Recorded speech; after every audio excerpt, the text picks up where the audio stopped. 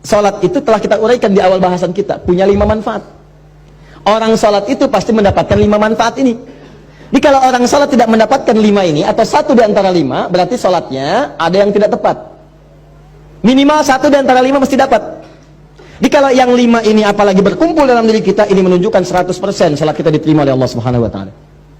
1 di antara 5, alhamdulillah, ada penerimaan dari Allah Subhanahu wa taala. Yang bahaya itu kalau 1 pun dari 5 itu nggak ada yang dapat, maka ada yang salah dalam salatnya. Ini menandakan belum diterima salatnya oleh Allah Subhanahu wa taala. Nah, contoh, yang pertama misalnya Quran surah ke-29 ayat ke-45. Anda hafal salat, Anda hafal ayatnya insyaallah. Innas salata tanha 'anil fahsya. Sungguh solat yang benar itu, demikian cara menerjemahkannya, sungguh solat yang benar itu saat ditunaikan, maka dampaknya akan mencegah pelakunya dari 2 sumber keburukan. Jadi sifat dan sikap buruk itu hanya 2 sumbernya. Kalau bukan fahsya itu mungkar. Fahsya itu keburukan yang datang lewat syahwat.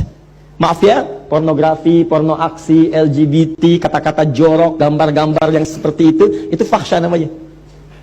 Jadi kalau Anda sholat, Anda masih menikmati kata-kata yang kotor, tontonan-tontonan, gosip-gosip yang tidak jelas, gambar-gambar yang erotis, itu fahsya namanya. Jadi kalau orang nggak sholat, kata-katanya kotor, dia nggak sholat. Tapi kalau Anda sholat, tontonannya, ucapannya, pendengarannya menjurus kepada fahsya, ada yang salah dalam sholatnya. Ada yang salah. LGBT, yuk, saya ajak Anda sadar lah, yuk, ayo sadar kembali. Kita doakan, kita bantu, jadi manusia yang baik. Ya, jadi manusia yang baik, kita dorong jadi baik. Sayang itu artinya memberikan perhatian supaya sama-sama punya level kebaikan. Jadi kalau merasa kurang baik, jangan dipertahankan keburukan itu. Maaf ya, cuman setan yang mempertahankan keburukan. Karena beda manusia dengan setan, setan salah, nggak kenal benar. Karena itu setan salah, nggak mau tobat. Kalau manusia itu salah dan tobat. Jadi kalau ada manusia salah nggak mau tobat, patut dipertanyakan dia manusia apa bukan? Itu rumusnya. Adam itu manusia, salah, turun kalimat tobat. Quran surah 2 ayat 37. Tobat, diucapkan kalimat tobat. Quran surah 7 ayat 23. Begitu diucapkan, diterima tobatnya. Fatalaqa Adamu min rabbi kalimatin fataba alaihi. Apa kalimatnya? Rabbana zalamna anfusana wa illam taghfir lana wa tarhamna lanakunanna minal.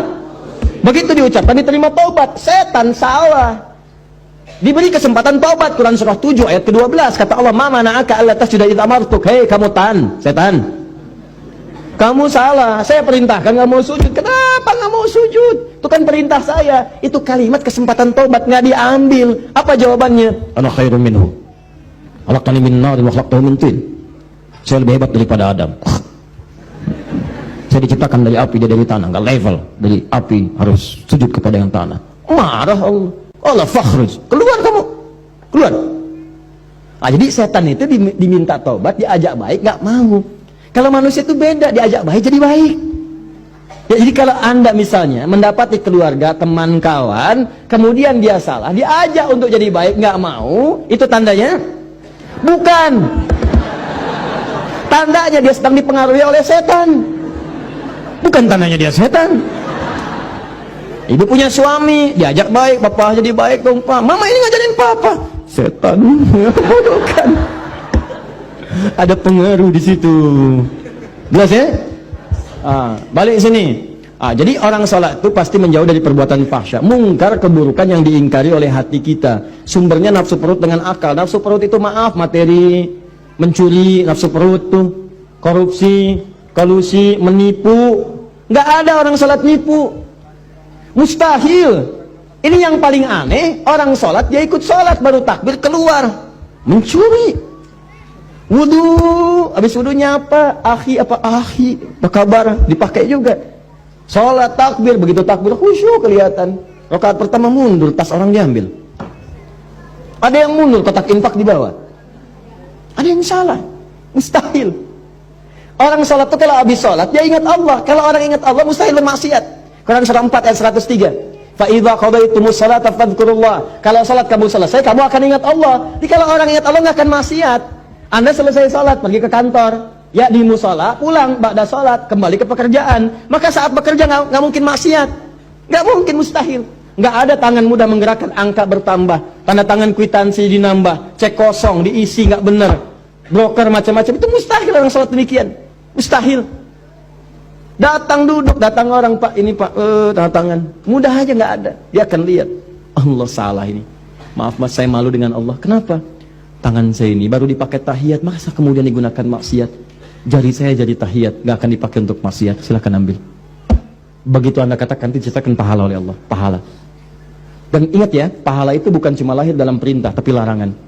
Ketika Anda dikerjakan itu dapat pahala, segera berdoa, ya Allah, mohon pertahankan keluarga saya dari perbuatan maksiat, jauhkan dari godaan setan. Jelas ya? Kembalikan. Nah ini cirinya. Jadi fahsya mungkar hilang. Nah jadi kalau selama ini Anda ibadah, ciri itu tidak ada yang salah. Zakat saya cepat. Zakat itu ciri penerimaannya jika ada perasaan dalam hati kita sudah tidak loba lagi dengan harta. Ya, tidak loba dengan harta. Suka senang berbagi, lebih tepat guna, lebih proporsional, lebih punya visi. Allah kasih saya kebutuhan, ya Allah terima kasih sebulan 50 juta. Ternyata kebutuhan saya cuma 30 juta. Dia evaluasi. Berarti yang 20 juta itu bekal saya ke surga. Maka turunlah Quran surah ke-28 ayat 77. Paling kiri sebelah bawah. Wabtaghi fima atakallahu daral akhirah wa la tansa nasibaka minad dunya. Kata Allah, "Hei, fulan, saya titipkan harta buat ngejar ke surga. Karena amalan kamu itu nggak sama dengan dia. Dia itu kelihatannya sedikit, tapi malamnya bisa tahajud, siangnya bisa puasa, baca Quran sudah banyak, hafal Quran di dalam jiwanya, dalam kepalanya. Kamu ini saya berikan harta lebih, karena tahajud gak bangun-bangun. Baca Quran belum mampu, hafal Quran pun di luar kepala, masih di luar, belum masuk. Saya berikan tambahan harta supaya nyusul amalan dia, diberikanlah harta berlimpah. Masuk, dipakai. Makanya ketika kalimat itu turun, kalimat Qur'annya wabtaghi fima atakallahu daral akhirat, cari negeri akhirat dengan harta itu. Sedekah, infak.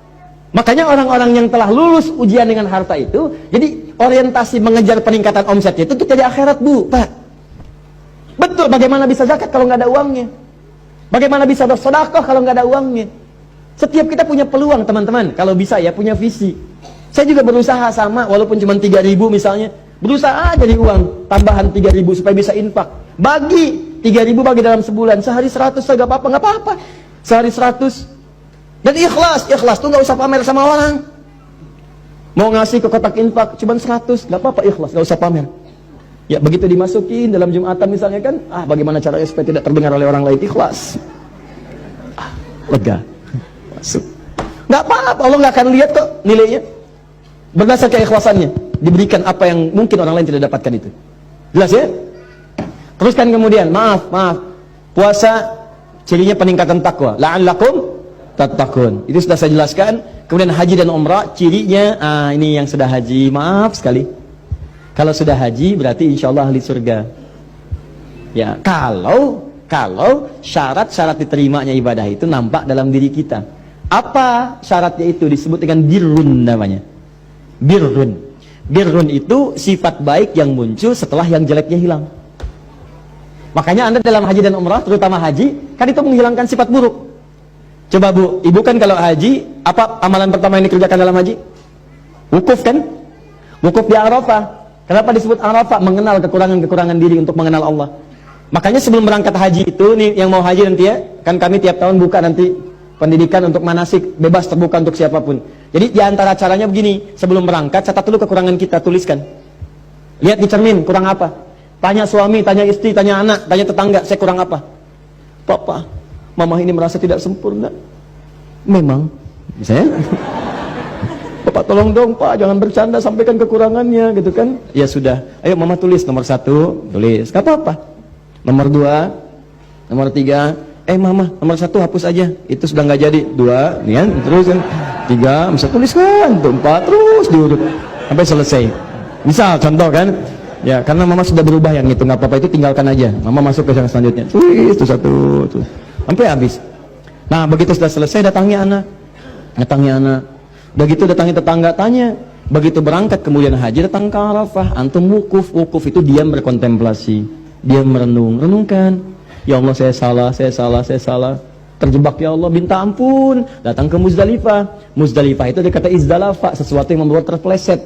Ya datang ke Muzdalifah, ini yang menyebabkan saya sering terpeleset. Apa itu? 3 faktor. 1, diri saya sendiri, Aqabah.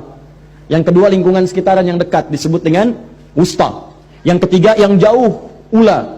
Walal akhiratu khairul laka minal Udah, kadang-kadang maaf, perbuatan buruk itu bukan karena orang lain, karena diri sendiri nggak bisa nahan nafsu. Teman lewat, nggak